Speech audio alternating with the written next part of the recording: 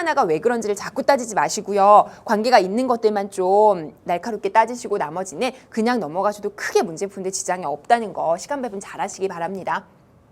자, 18번 보겠습니다. 18번 문제는요. 수능 특강 수학 1에서 70페이지 1번에 나왔던 문제였습니다. 자, 보시죠. 18번 문제는요. y는 이거고요. y는 이거 두 가지의 곡선을 줬습니다. 그럴 때 서로 다른 두 점의 x좌표를 이렇게 두 가지라고 했는데 그때 x1이 x2보다 작고 조건을 하나는 0보다 작고 하나는 0부터 2까지고 이렇게 줬어요. 그러니까 결국에는 두 그래프가 만나는 점에 해당되는 x좌표에 대한 조건을 준 거죠.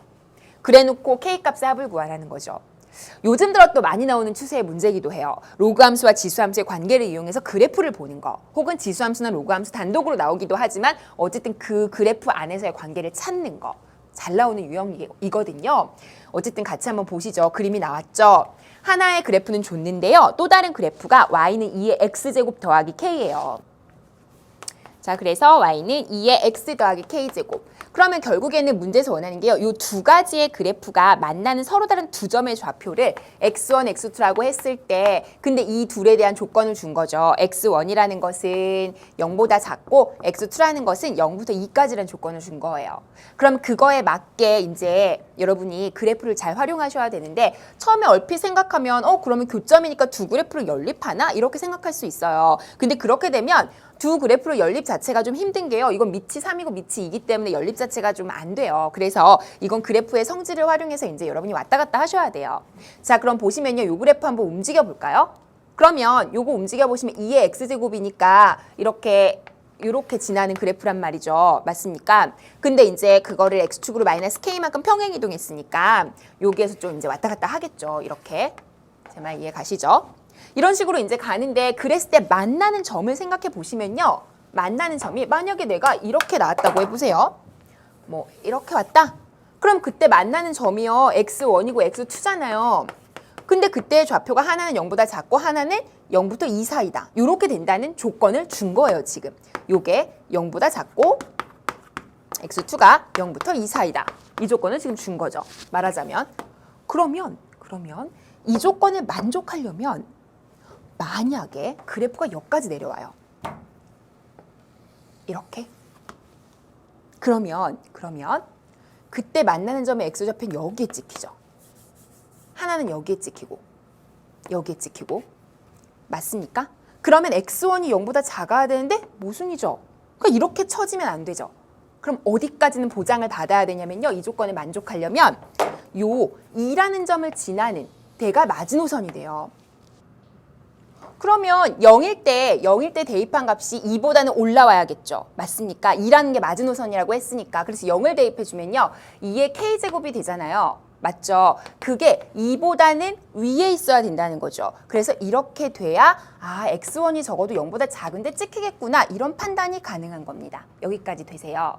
그래서 이게 첫 번째, 최소라는 조건에 의해서, 즉 요거에 의해서 k가 결국에는 1보다 크다는 걸 알 수가 있게 되는 겁니다. 네, 여기까지 되시고 두 번째입니다. 두 번째는요. 이제 맥시멈 어디까지 올라갈 수 있는지 한번 보세요.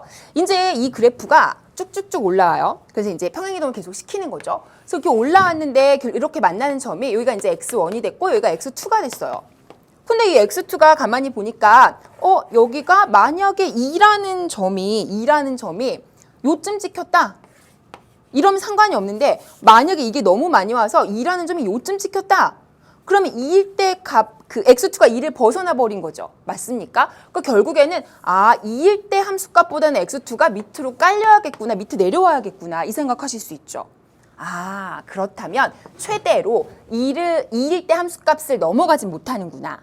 즉 2일 때 함수값을 대입해 보시면요. 2에 2 더하기 k제곱이 되거든요. 근데 그 값이 여기에 2를 대입한 그때 함수값 대입하면 뭐죠? 81 빼기 3이니까 78이죠. 78을 넘어가면 안 되는구나. 이해 가세요? 이렇게 돼야 되는구나. 안 그러면 x2가 벗어나니까 2를. 그래서 이 두 가지 조건을 만족시키면 되는 겁니다.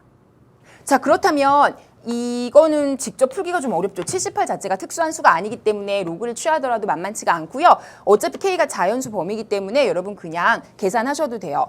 이 정도면요. 78이 2의 6제곱이 64니까요. 6제곱까지 가능하겠죠.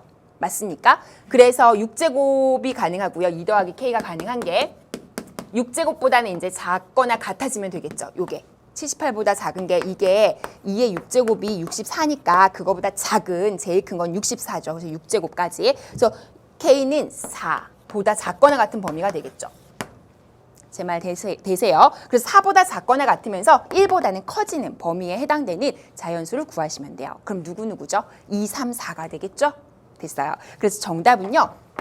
K는 2, 3, 4가 되고요. 이렇게 해서 모든 자연수의 합을 구하니까 9가 되겠죠. 그래서 우리 프린트에 있는, 시험지에 있는 답은요. 2번이 되겠습니다.